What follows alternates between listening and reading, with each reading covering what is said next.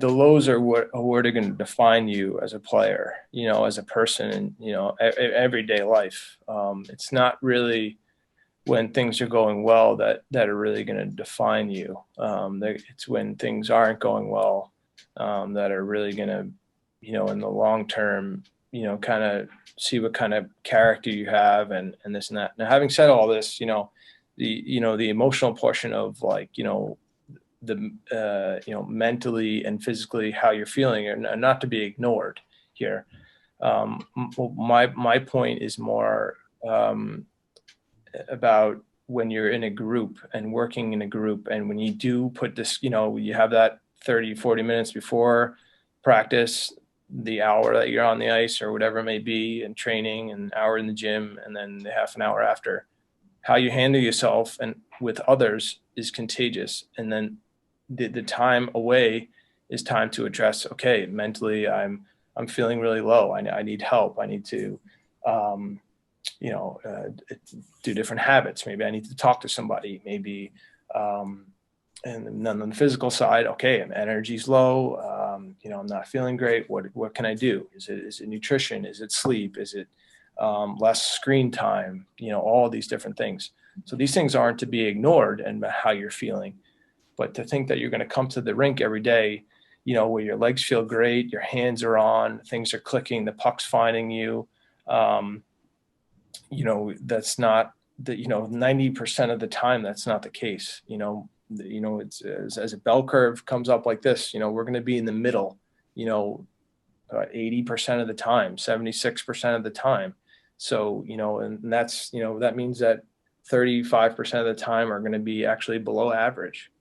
So, and we need to say, okay, it's okay that I don't feel good today, but I still need to bring a good attitude. I still need to bring the spirit. I still need to bring the right mindset to the rink, and not let it affect the others. Because maybe the person next to me is feeling great. We don't want to drag them down. And by everyone contributing and pulling the rope together, that's when a team becomes dangerous. When you were talking about how the lows define who you are as a person, and after a bad game, you've obviously got a low. What would be something like you would mentally prepare to try and fix it for the next game or the next ice session? So, when you have one bad game, when things are rolling, it's not the end of the world. You're able to keep a good mindset, and kind of reverting back to what I was saying prior. When you're doing all the things that you can do to give yourself the best chance at success, whether it's listening to coach, being a good teammate, bringing a positive attitude, sleeping, less screen time, working on my weaknesses, right? When I'm doing all those things, when I have a bad game, I can say, hey, I had a bad game, right? No big deal. It's going to happen. I'm human. Just wasn't my night. Puck didn't bounce my way. Maybe the other team is that much better. That's okay. But I think that a lot of times when we spiral down and we go to those low points is when we haven't done that. We can't really look ourselves in the mirror and say, well, I did everything. Well, and sometimes we don't realize that we can do more. And that's when, you have, your coach comes into play and different things, and people to help you and guide you to realize that you can do more and that you're capable of more. But I think that there's no magic wave the wand at it and make it go away.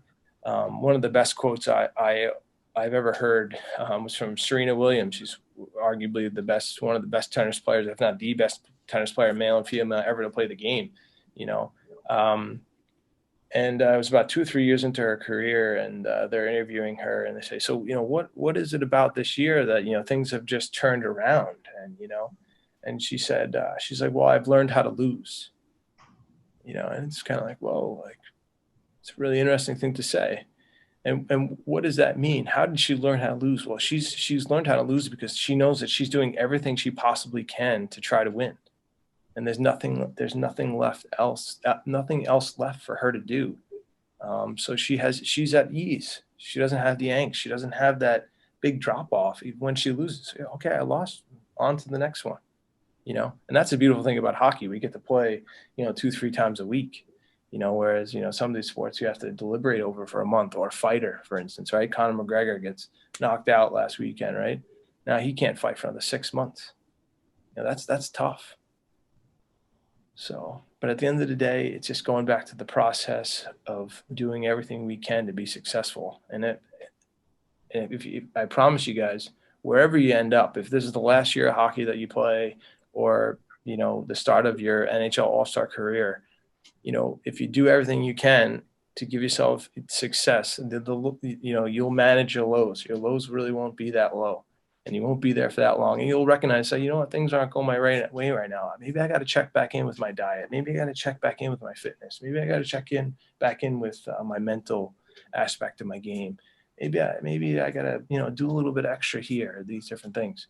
But that's for you guys to learn and use your resources. Like you have Pete, you have guys like myself, anyone, that are coming in that, in the gym, use the resources around you. You've got everything right at your fingertips. Take advantage of it.